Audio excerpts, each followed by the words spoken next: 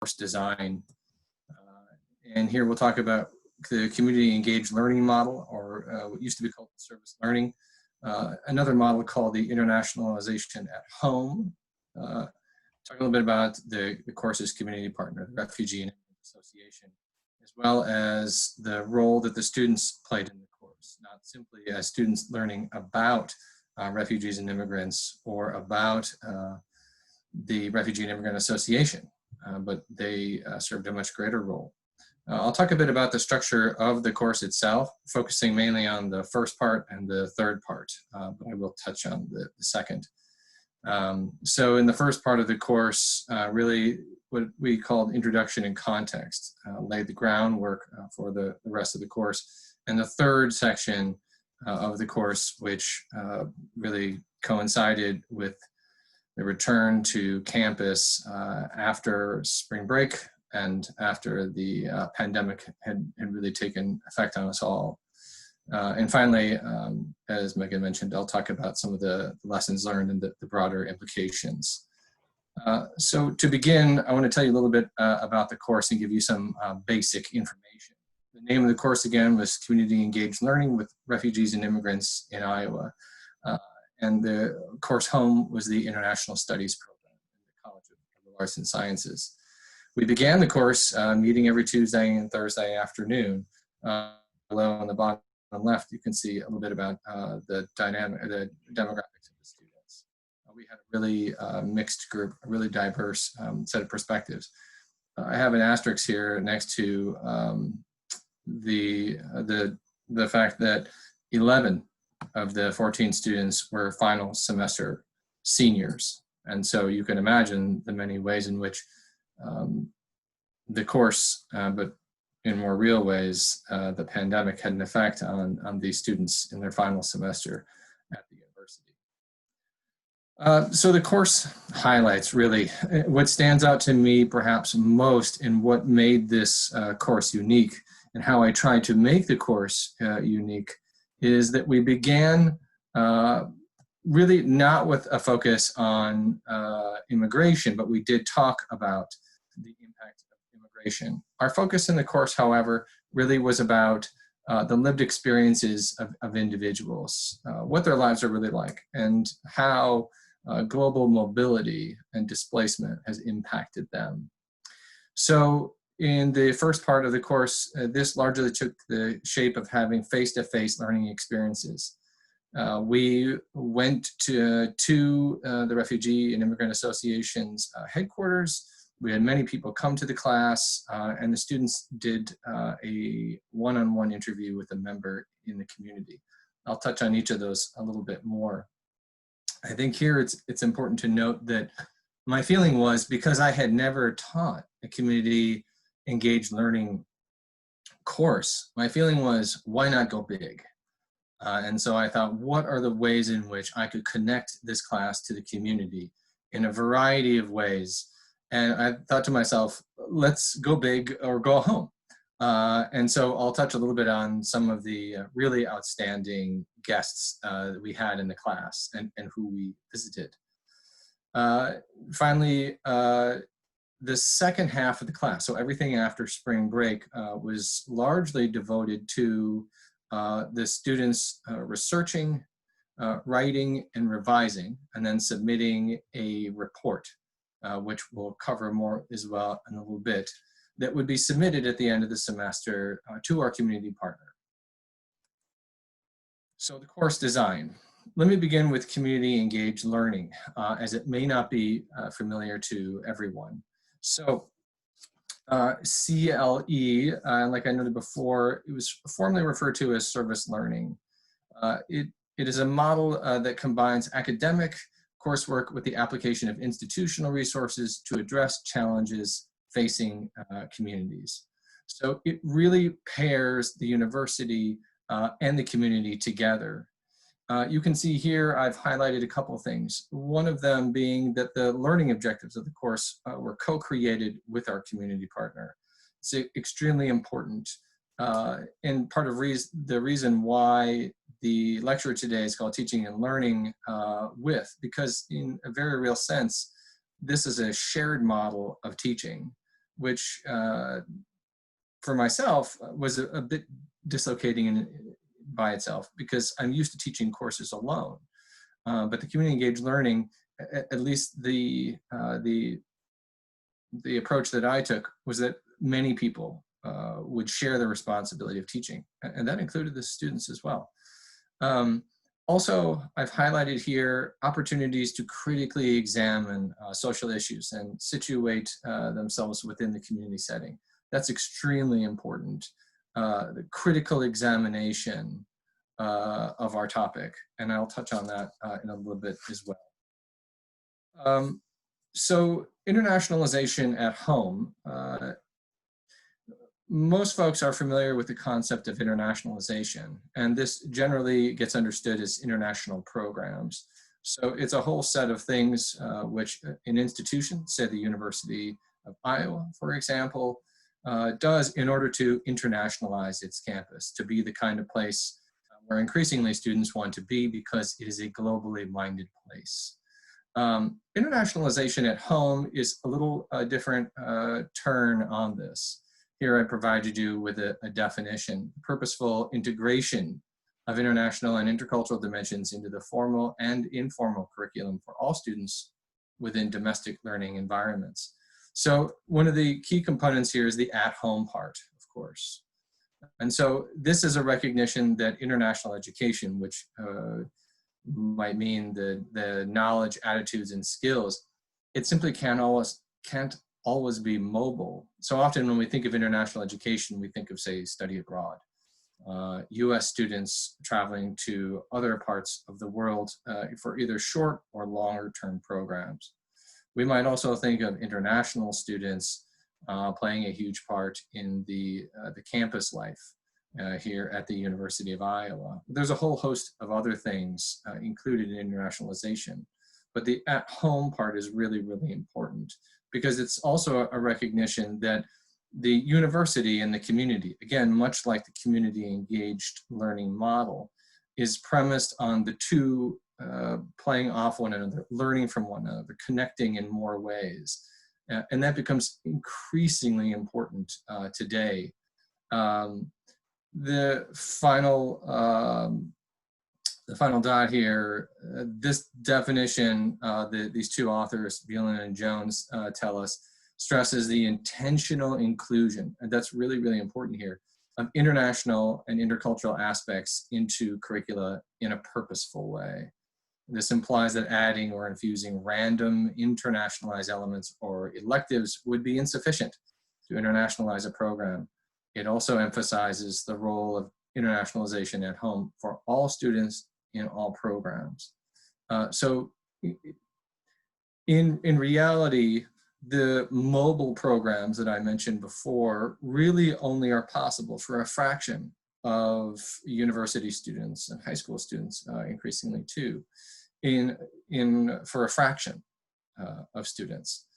And so we need to be thinking about more ways to have a globally rich, globally centered and focused education for our students.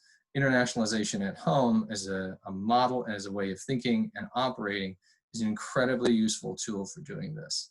So this course pairs community engaged learning and internationalization at home. So our community partner. A very important step in a course like this is choosing the right community partner. And after a good deal of research about who in the Iowa City area might be a really good pair for the course, I came upon the Refugee and Immigrant Association in February of 2019 when I started looking for a partner for the course. And had many conversations with the great board members there, particularly Jean-Paul Mugiamuzi, who many of you may know, the executive director of the organization. I would encourage everybody to take a close look at them, to learn more and to find ways to support this really incredible organization. The Refugee and Immigrant Association is an ECBO, and I'll talk a little bit more about that in a moment.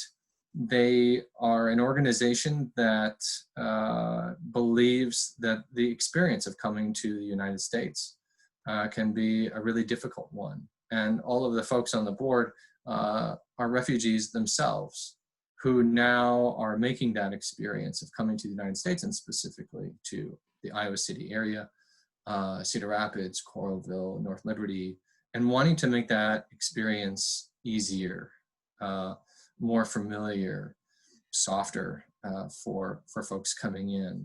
Really an incredible organization with great leaders.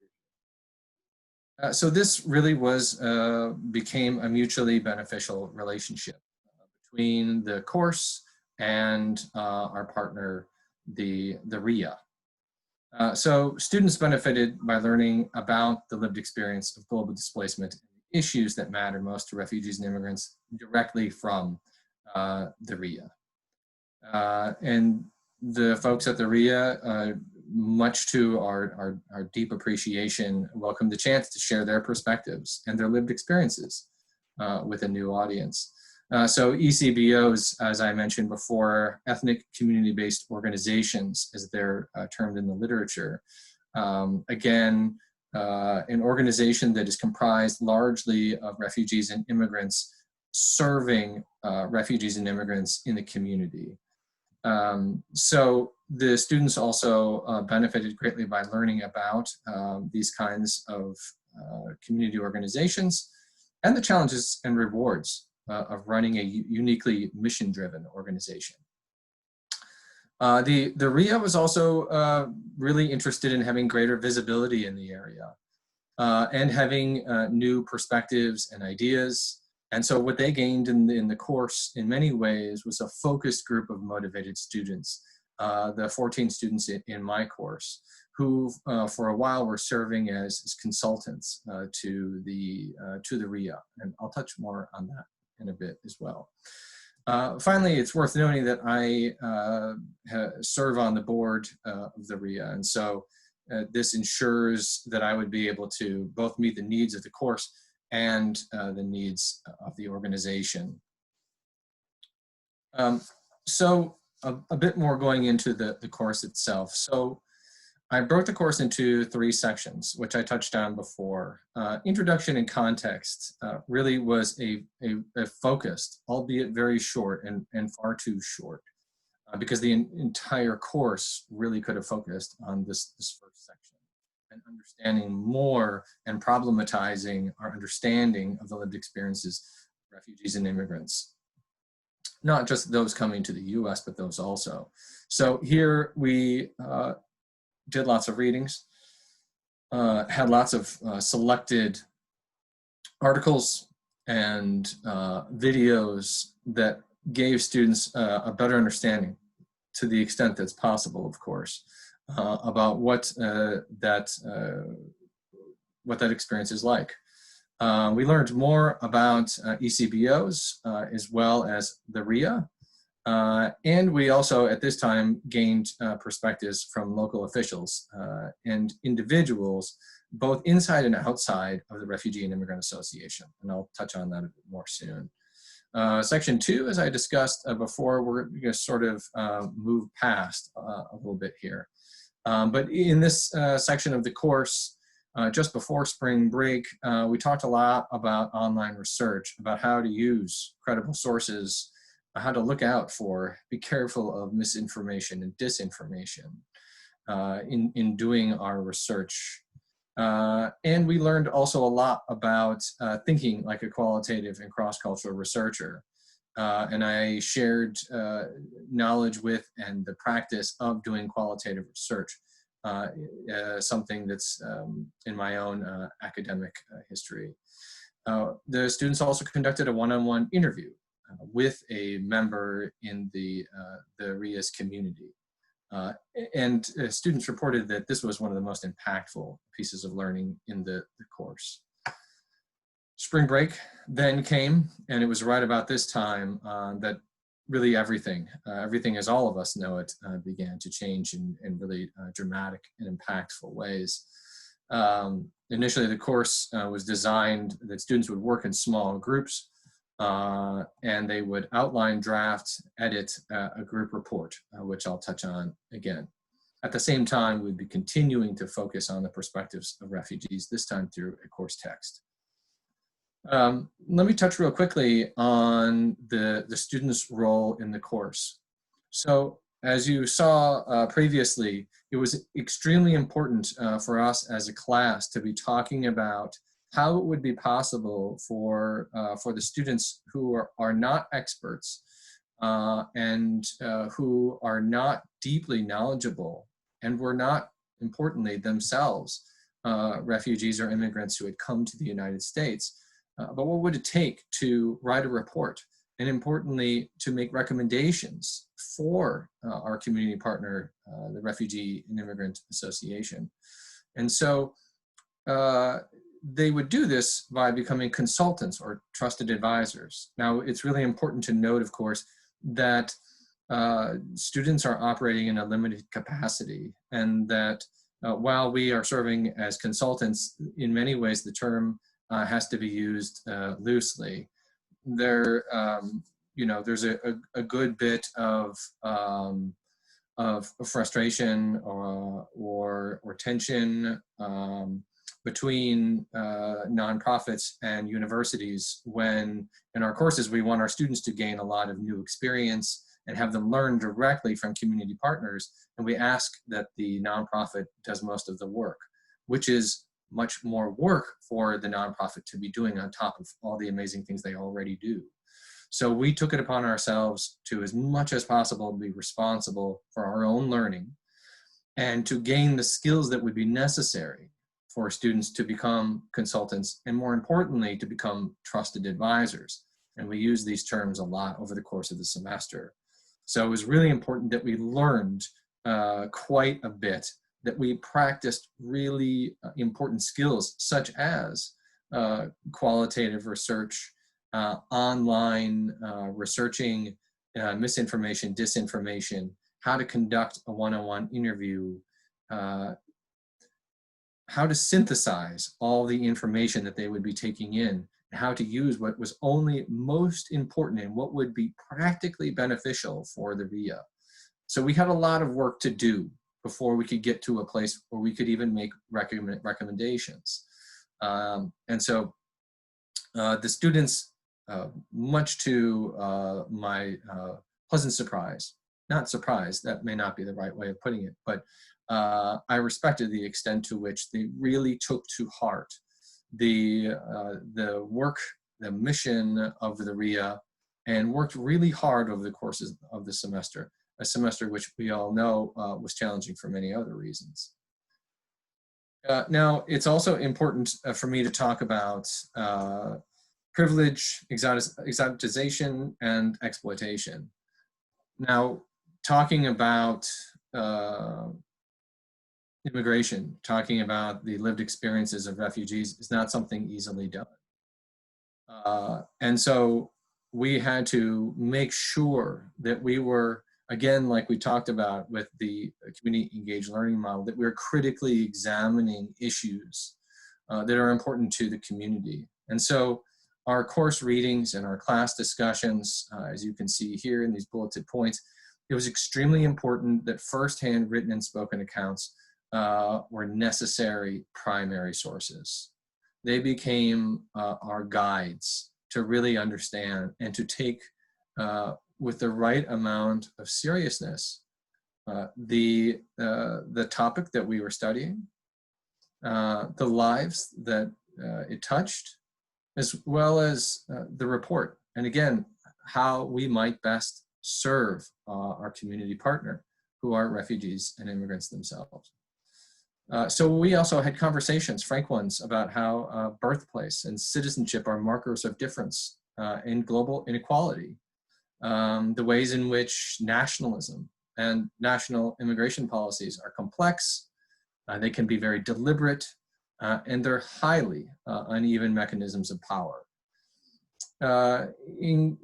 As well, we talked about cross-cultural research and the ways in which how people have conducted research has been problematic, and it has been founded in legacies of colonialism and exploitation of those who have been researched. Our goal was to do our research as ethically and responsibly as possible. And so we read articles and had discussions about the problems that researchers have.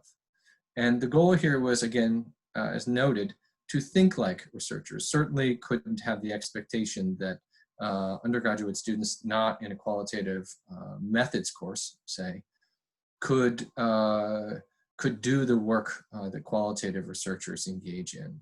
But it was important for us to be thinking like a qualitative researcher. And again, to the students' credit, they did a marvelous job and really learned a lot in a short period of time. So additionally, there was an imperative for our class to recognize our own privileges, something I spoke often about. In order to avoid othering and exoticizing the lives, the stories, and the perspectives of refugees and immigrants. Again, none of us in the class had this lived experience. While my father was an immigrant himself, I cannot claim to have that personal experience. So it was important for us to locate ourselves and our subjectivities. And we did a lot of that throughout the course of the class. So let me focus on the most dynamic parts of the course as I see them. So in the first section of the course, very early on, one of the things that we did to get to know the RIA, the Refugee and Immigrant Association, better was to go visit them. And so we went to the center, as they call it. And there we were met by Jean-Paul Mugemuse, again, the executive director, who gave us a tour of the facility and taught us a lot about the history of the organization. 2013 is when they were founded, and the challenges and rewards of doing the work. I'll note too that one of the things that surprised the students was the size and the scope of the work. Because the RIA does so much, and because the RIA does not have any employed full-time employees, they are individuals who do the work themselves, that they're working in many times, oftentimes around the clock. And so folks were not there. Jean-Paul met us there, but others were working hard to support members in the community. And a lot was in the space, but the space itself is not so large. And so we fit ourselves into the hallway and had a really amazing, I think, dynamic conversation. And the students came out of there learning quite a bit and having a more realistic understanding of how nonprofits, here in this case, how this ECBO functions. We also welcomed to the class in the first section Bram Elias, who is a law professor in the University of Iowa's College of Law. And he brought with him one of his former students who's now clerking with the Iowa Supreme Court. We had a rich conversation about the complexities of the US immigration system. This, I think, was really impactful for the students, because a lot of us have assumptions and maybe misunderstandings of how the US immigration system works. There are ways in which it's rather straightforward, but more so the layers of complexity and the difficulty with which people have navigating, I think was really eye-opening. And it was important for us to do this early on, because everything about how individuals come to this country is filtered through the immigration system. And so it was important for us to have an expert come in, again, who was sharing the teaching responsibilities for the course by helping the students understand a perspective which, frankly, I don't have and couldn't have. And so I felt it necessary to find somebody who was willing to come to our class and teach us really in a short period, because we only had an hour and 15 minutes, about immigration law in the United States. And fortunately, this particular student, because she had been in the legal clinic, also was able to talk about an asylee case that she and Professor Elias worked on, which I think, again, was really, really useful for the students to understand the entire system. Another really amazing opportunity was a panel presentation that we held in City Hall. So again, my feeling was with the community engaged learning model, since this was my first time with it, I thought I'd like to engage as many people as possible, and I'd like to give the students a unique experience. And so what if our class went to different places? What if if the learning didn't only happen in the walls of our classroom in North Hall, but what if the learning could take place in many areas around the community? And so on this particular day, we wanted to have a panel that would bring together the expertise and perspectives of officials in City Hall, as well as at the county level. And so we invited a member of the City Council from the Iowa City School District. Jeff Fruin, the city manager, joined us as well. Rod Sullivan, the chair of the Johnson County Board of Supervisors, and the chief of police. And we had a really amazing conversation about the ways in which Iowa City and the broader area welcomes and supports members who are refugees and immigrants. If you're interested in watching the full conversation, we were fortunate and intentional really about making sure that the conversation was recorded, not just for future use, but so that others could really learn about this particular angle of how officials in our area think about some of its newest members. We were also extremely fortunate to welcome to our class two amazing people, both immigrant advocates. Elizabeth Barnall and Jules Reed came to our classroom and shared with us their personal experiences with immigrating to the United States. They talked in very specific and very emotional terms about their experiences with the border, both the southern border and the northern border. And this, I think, was an incredibly impactful day. One of the tricks, one of the complications, I should say, of a shared model of teaching is that sometimes folks aren't able to come and wondering, will they come? How many folks will be there? For this day, we originally had 4 people that we hoped would come to class. 2 came, which actually was a good thing because each had more time to focus on their stories. They're really powerful stories. The students told me regularly afterwards that this was one of the most impactful days of the course because they heard directly from, they listened. Our class for the almost full course of an hour and a quarter listened to these 2 amazing women talk about their personal experiences and their positions on certain things like immigration law, how it has impacted them personally. So those were some of the opportunities that we had. Again, very intentionally thinking about who would be the best people to bring to the class, who are the best people to help me teach the class. Where is my knowledge, where is my expertise lacking, and who are the best people to help teach the course. I was very fortunate that almost everybody who I invited did end up coming. So as I said, section 2 of the course focused really on research and having the students think about what it's like to be a researcher, a critical, a ethical, a responsible researcher, in order to prep them to build their skills for being able to do their research. One of the things that we did, we had a one-on-one interview. I matched, Jean-Paul and I and other members of the RIA matched each student with a member in the RIA's community.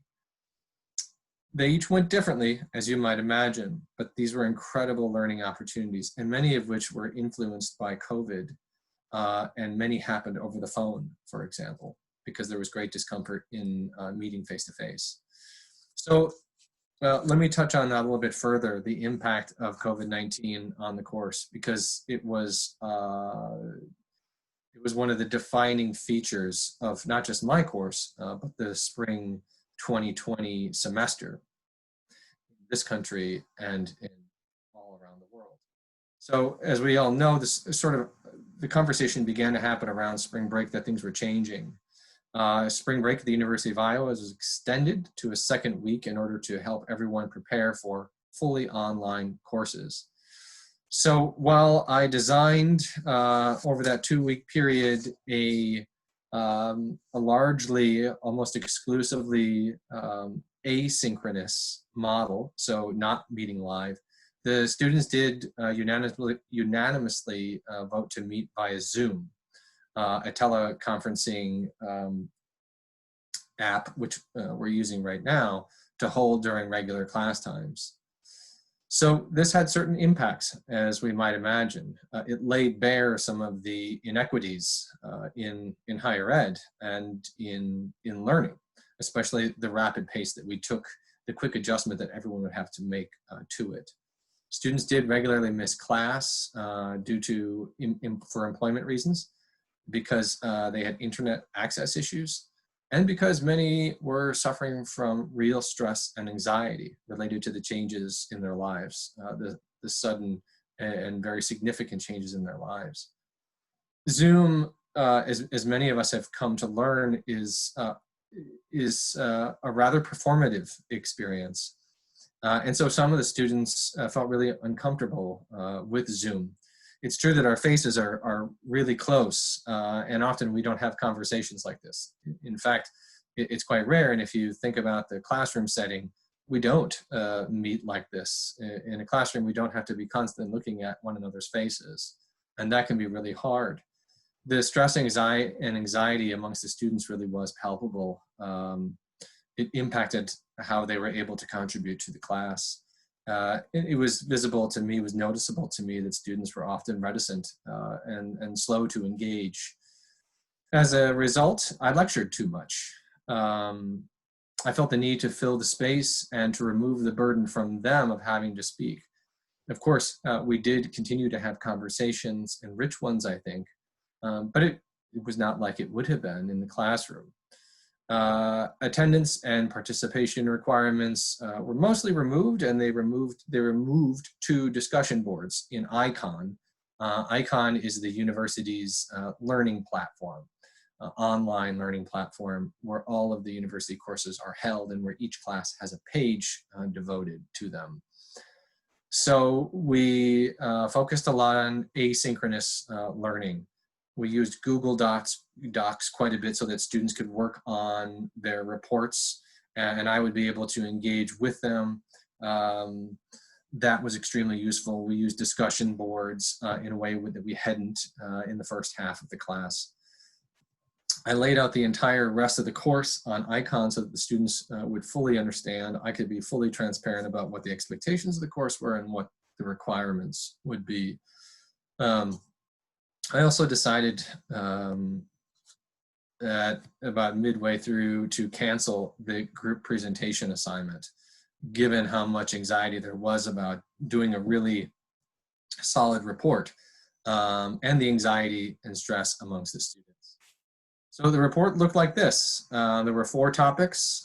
Groups were about 3 to 4 folks in each one, and they each selected their own topic. There were 11 sections in mostly pretty classic report style.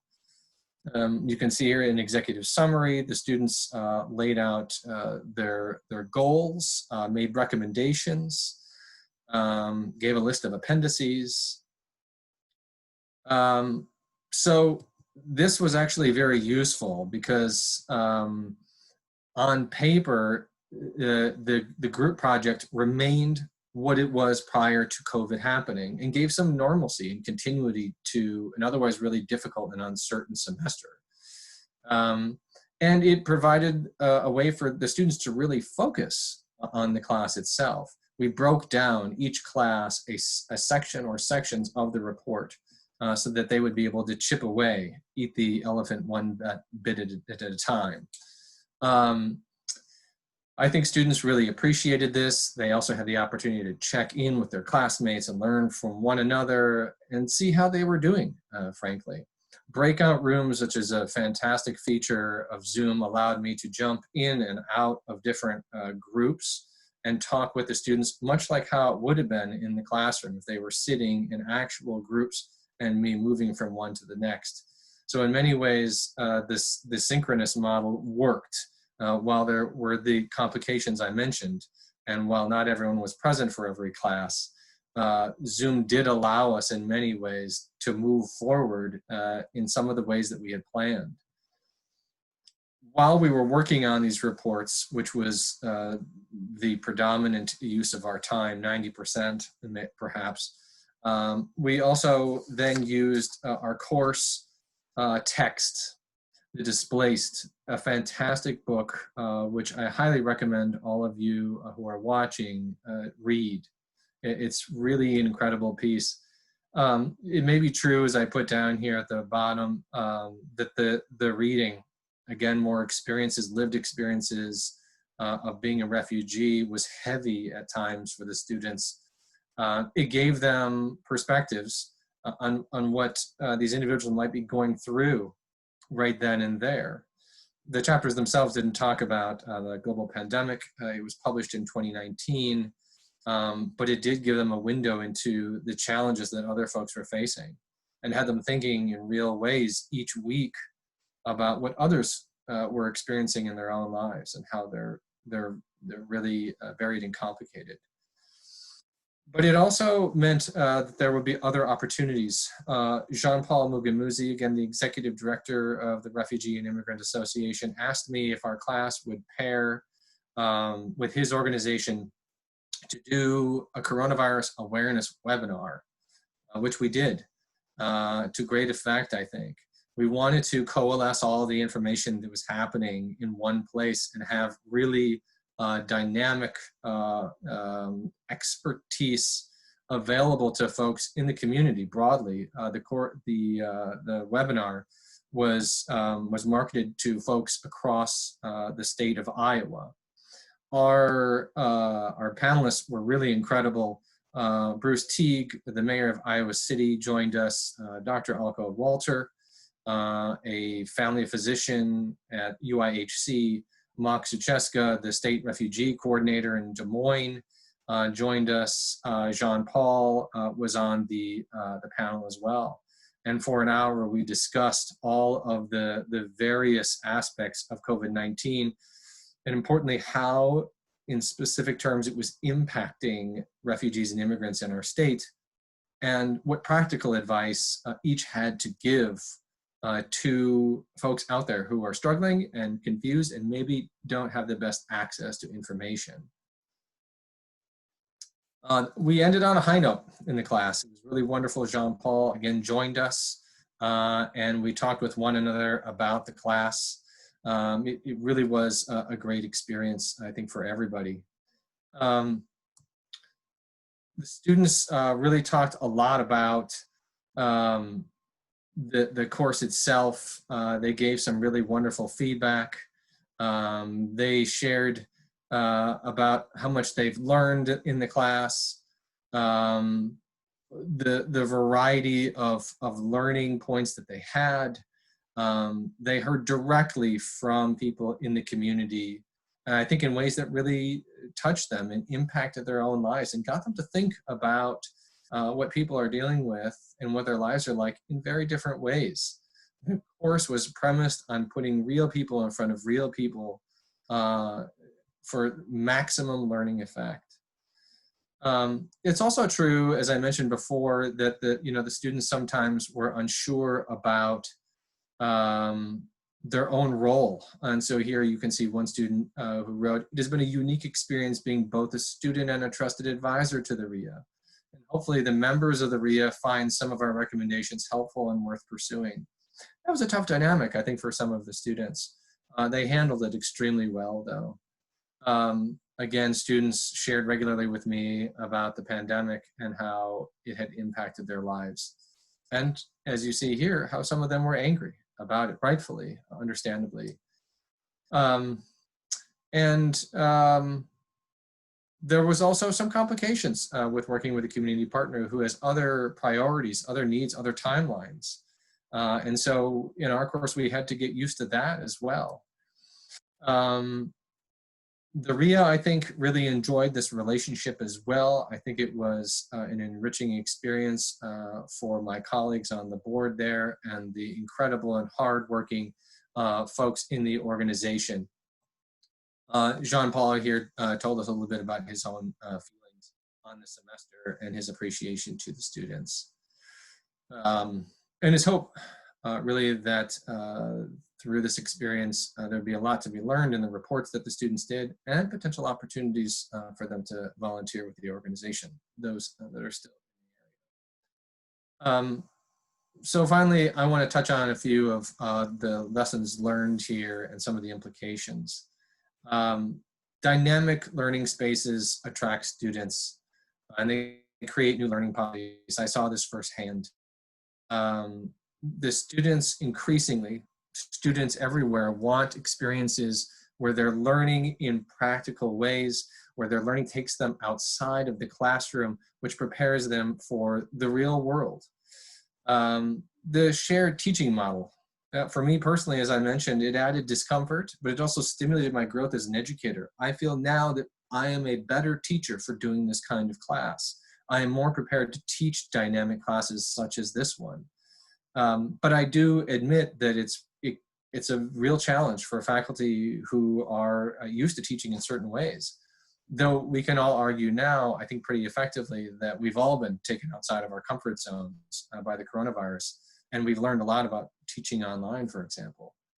There were a lot of unexpected challenges. There were changes in the planning for the course that adaptations had to be made pretty quickly.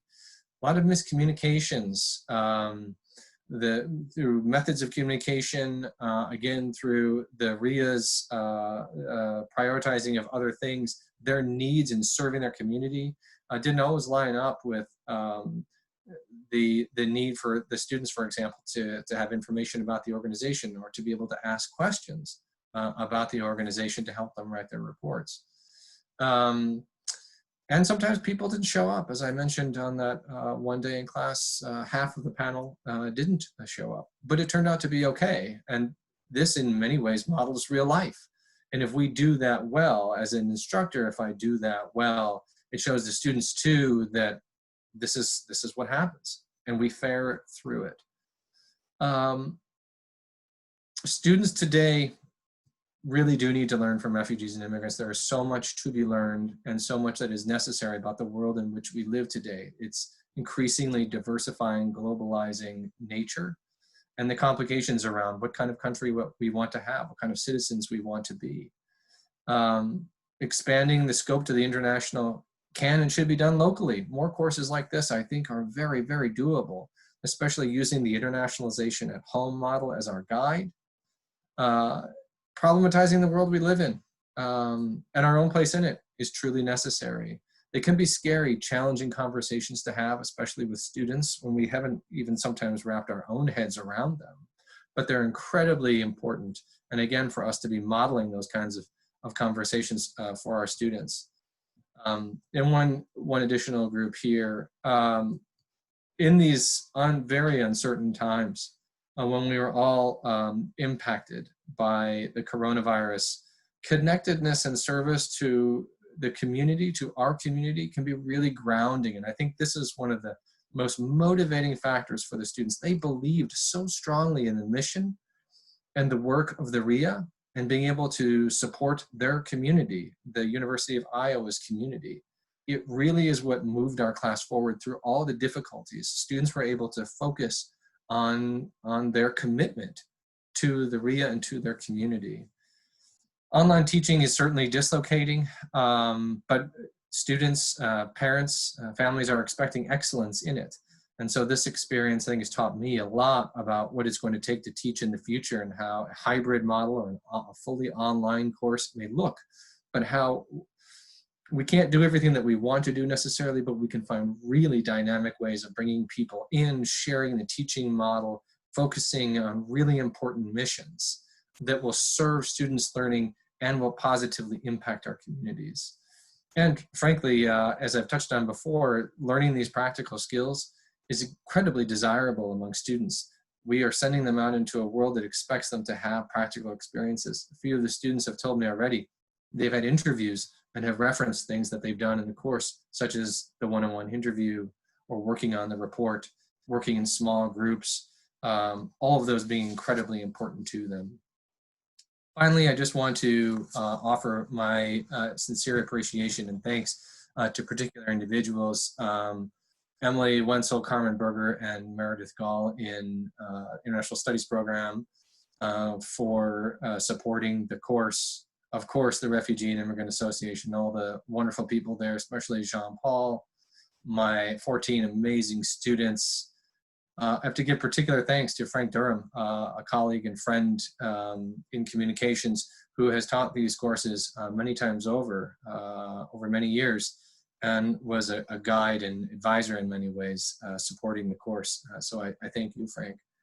The Office of Outreach and Engagement, which no longer exists at the university, put on a Faculty Engagement Institute for many of us, faculty at schools across the state, to learn how to do these courses and how to do them well. So I have to thank Nick Benson and Travis Krause for that. And the amazing folks who joined the course. There were many of them, and they added incredible value to the class. So with that, I say thank you to all of you who are watching, and we'll take any questions that you might have. All right, perfect. Thank you so much, Peter. That was fascinating. I personally wish I could have taken that course. So yes, now we will move on to the Q&A portion of the program. Please submit your questions via the chat function on Zoom, and those of you who are watching on Facebook, you can also leave questions in the comments and we will check that as well. While we are waiting for questions to come in, I would like to take a moment to announce that we have officially launched our Spring 2020 fundraiser. We recognize that there is a lot of uncertainty around economic and financial stability during this time, but we do want to remind you that our operating budget is comprised entirely of membership dues, community sponsors, and individual donations. And so we quite literally depend on the success of our annual spring fundraiser to continue to provide these events and programs. Please consider helping us by donating to our cause, and you can do that via PayPal, credit card, or debit card on our website, which would be icfrc.org/donate, or you can mail a check made out to IC Foreign Relations Council to our office address, which can also be found on our website. Now more than ever, we sincerely appreciate your support of our organization and its mission to connect Iowa City with global issues and international affairs. And with that, we will open it up to questions. Yep, I see one just came in. Peter, I can either read it out loud or you can read it out loud and then answer yourself. It's up to you. I don't see it in front of me at the moment. So if you do, would you? I see. Okay, it came to me privately. That's why. Okay, I will read it. Okay, so a question from Brandy, who is one of our interns, is you mentioned that the majority of your students this semester were last semester seniors. Is there a certain time frame that students should take this course for it to be the most beneficial to them? Good question. I think the course certainly benefited from having most of the students be seniors, a few also juniors. I think it allowed them to engage in such a way that newer students to the university, freshmen, might have more trouble with. We did engage in conversations which can be really challenging, particularly for new students. So while there's certainly no age requirement for students to take the course, it might be better to wait until you're an upperclassman, a junior or senior, to take the course. You may find it more more engaging that way, and be able to engage in the course more easily and with really complicated topics. Okay, great. Yeah, and then there's another question that just came in that says, are there any specific past experiences that have prepared you for teaching this course? You know, in some ways, yes. I served as a Peace Corps volunteer in Mongolia for 2 years. And I think in many ways, it taught me a lot about certainly not what it's like to be a refugee or an immigrant, but what it's like to move to another country, what it's like to be challenged living in a new country, and also what it's like to work with, to interact with, to be in community with others who sometimes we think are very much unlike ourselves. And so things like different conceptions of time, I became very comfortable with, and how people's priorities are quite different from one another. But ultimately how respect and collaboration can go a really, really long way. And so in the classroom, I think that experience really unfolds for me constantly. I'm thinking about how best to do right, not just by my students, but also how to do right by everyone involved in the class. That's certainly one deeply impactful learning experience. And I would say too that being a part of the institute that I mentioned very briefly at the end, teaching these kinds of courses is not easy. It's very time consuming. It requires an investment that is different from lots of other kinds of teaching. I've taught for many, many years and have usually been the only one responsible for teaching the course.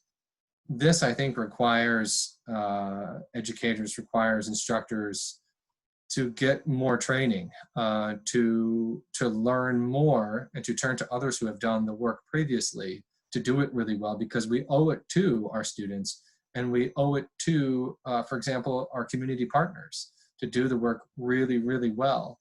So while personally I have some experience living abroad,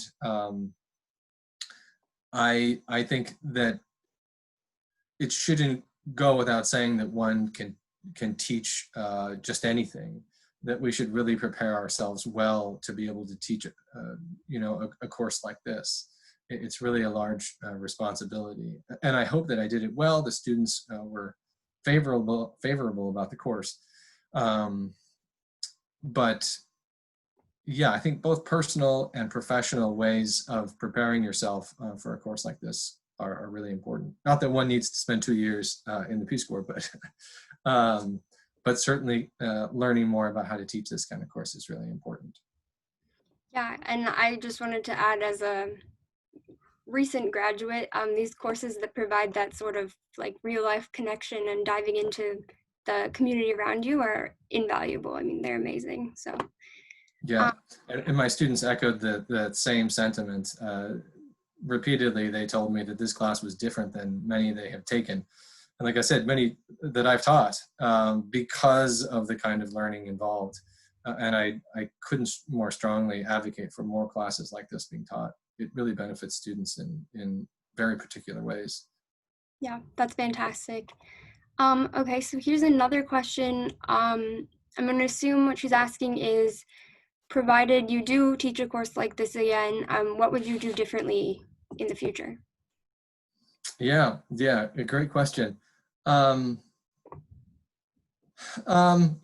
think I've given a lot of thought to the second half of the course and the report model. I showed you the 11 sections, and I think, of course, it's probably important to say that this semester was unlike any other previous to it. And so how it was impacted by the global pandemic really colors how I see the class. And the difficulty at times that the students had in doing the report was not simply because they were working on the report or because they maybe had some frustrations with their group mates. But the model itself may be beneficial more to do a kind of proposal rather than a report. And so I think about what is best to give to our community partner. What is most useful for our community partner. It may also be that the course could benefit from a new community partner. There are lots of really incredible organizations out there, nonprofits out there, that would provide a different kind of mutually beneficial relationship for students, for the community partner. And so I could see that going differently. If we were going to if we're going to partner with the RIA again, I can see lots of really interesting ways one of the things that the students mentioned is that they would have liked to spend more time with the board members especially. That was complicated in the second half of the semester because we couldn't really be face-to-face. And as I mentioned, Zoom was already quite a lot. And so bringing in more folks with whom the students weren't already familiar might have been a bit too much. So there are a number of ways I think the course could certainly be improved and could provide a great experience for students changing. Great, thanks. So there's two questions, one on Facebook and one came in via the Zoom chat, and they're similar, so I'm going to paraphrase, but generally the idea is we have students and community members who are previous students who are wondering, is it possible for them to take this course, even if it's not within their undergrad major requirements or anything? I'm just looking at, could they audit? Could they take this course? How could that happen? Yes, the easy answer is yes. We had a cap this semester. I want to say it was 16. We had 14 students enroll. Yeah, I would certainly be fine with students auditing the course. The hope, everything's sort of up in the air at the university, of course. So I don't know if it will be taught again in the future. I'm extremely hopeful that it will be because it is, not to toot my own horn, but also partly to toot my own horn. I thought it was a great class. Yeah. So I do want to teach it again. So if we do, it's not closed to any major. It's not closed to any course level, freshman, sophomore, junior, senior. I would certainly welcome folks that want to audit or to come to certain events. For example, we had really great panels. One was at City Hall, and we welcome folks from around the community to come to that. We publicized it in that way. So there are ways to interact with the class. And I hope that it becomes more popular and that more students want to take it. I think there are so many benefits to a class like this. And as I said, we all of us, myself included, need to learn more and more often from refugees and immigrants. So I'm very pleased to hear those two questions. So yes, just shoot me an email and we'll talk. Great. Yeah, so my co-director is right next to me and she just brought to my attention that it turns out one of our former interns was actually in your class, Mitch McCarthy. So that was fun to see his face. Yeah. Mitch is a fantastic student. Yeah. Great. And that's the students in the class, if I didn't say it already, went through a lot, but were amazing. And it's sometimes you get an amazing set of students and you teach the same thing with a different group of students and it wouldn't go so well. I can't say enough about how great the students were, Mitch included. That's great. It sounds like you had a perfect storm. This sounded like it was a fantastic experience. It was a storm in many ways. We weathered through it. We weathered through it together. So that was also very heartening. Great. Well, I don't see any questions and we're out of time. So I am going to wrap it up for us, but thank you so much. So we now conclude our program. I'd like to give a big thank you, of course, to Dr. Gerlach for the wonderful presentation. I also, once again, thank our sponsors for their generous support, and we thank City Channel 4 and the UI Digital Libraries for their assistance in making our programs available to online viewing audiences. And Peter, I wanted to let you know that even though we are conducting our virtual programs for the time being, you will still be receiving your coveted ICFRC coffee mug. Aha, great. Yes. I've heard much about it. I can't wait to get one of my own. Excellent, excellent. We will just have to come up with a creative way to get it to you. Indeed, yes. All right. Well, thank you so much for presenting for us today. And to our audience, thank you for joining us. And with that, we are adjourned. Thank you. Bye. Bye.